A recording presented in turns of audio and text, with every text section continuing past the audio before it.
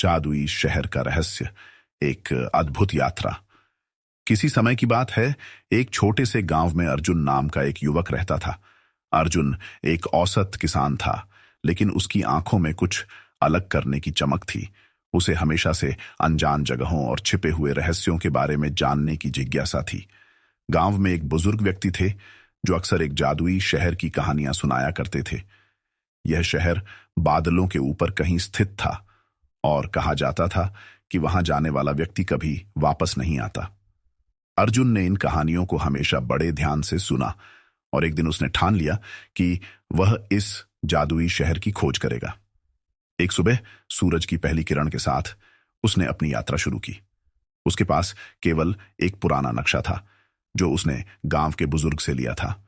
नक्शे पर एक अदृश्य रास्ता दिखाया गया था जो उस शहर तक जाता था। अर्जुन ने अपने सफर की शुरुआत एक घने जंगल से की। जंगल के अंदर अजीब सी शांति थी, जैसे कि वह किसी रहस्य को छिपा रहा हो। चलते चलते अर्जुन को एक झरना मिला जो एक सुंदर धुन गा रहा था। झरने के पास एक पत्थर पर कुछ लिखा हुआ था, जो सच्चे दिल से खोजता है वही इस रहस्य को पा सकता है। इस संदेश ने अर्जुन की उत्सुकता और बढ़ा दी। उसने झरने के पानी में अपना चेहरा धोया और आगे बढ़ा। जैसे जैसे वह आगे बढ़ता गया, उसे अजीब अजीब सी चीजें देखने को मिली। कभी कभी उसे ऐसा महसूस होता कि कोई उसे देख रहा है, लेकिन जब वह मुड़कर देखता तब वहां कोई नहीं होता। कुछ दिन बाद उसे पहाड़ की चोटी पर एक गुफा दिखाई दी। गुफा के अंदर उसने एक प्राचीन किताब पाई। किताब में उस जादुई शहर के बारे में लिखा हुआ था। उसमें बताया गया था कि शहर तक पहुंचने के लिए उसे पहाड़ की चोटी से कूदकर बादलों की ओर जाना होगा। यह सुनकर अर्जुन के दिल में डर और उत्साह दोनों ही थे। अर्जुन ने अपनी सारी हिम्मत जुटाई और पहाड़ की चोटी से कूद पड़ा। जैसे ही वह बादलों के पास पहुंचा, उसे एक अजीब सी रोशनी महसूस हुई। जब उसने अपनी आंखें खोली तो वह खुद को एक अद्भुत शहर में पाया। यह शहर बादलों के ऊपर तैर रहा था और उसकी इमारतें चमक रही थीं, जैसे वे किसी और ही दुनिया की हों। शहर में प्रवेश करते ही अर्जुन की मुलाकात एक रहस्यमयी व्यक्ति से हुई। उसने खुद को उस शहर का रक्षक बताया और अर्जुन से उसकी यात्रा के बारे में पूछा।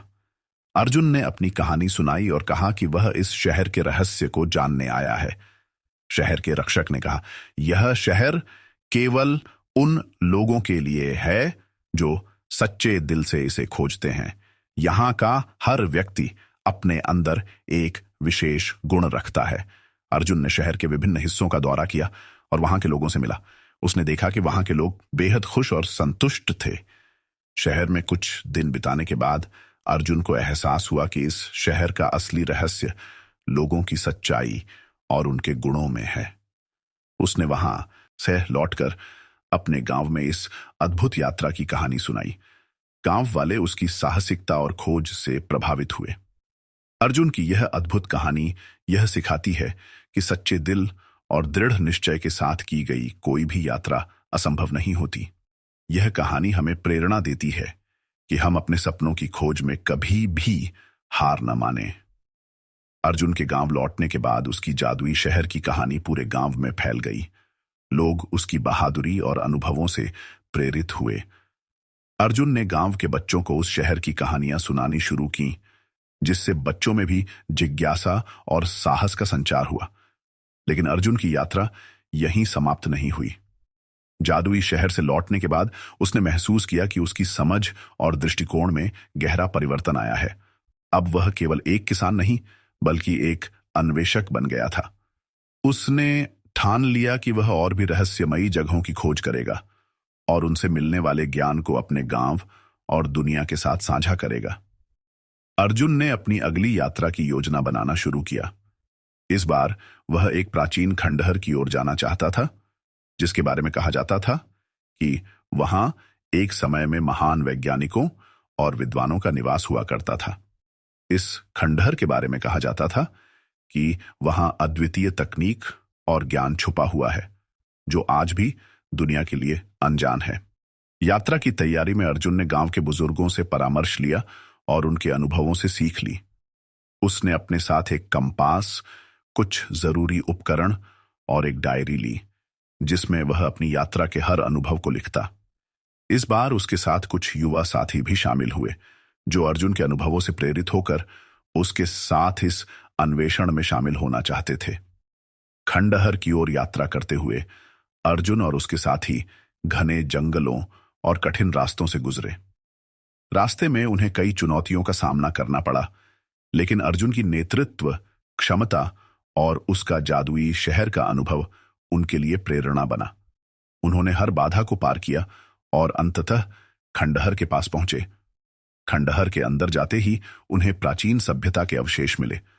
वहां की दीवारों पर चित्र और शिलालेख थे जो उस समय की महानता और विद्या को दर्शाते थे।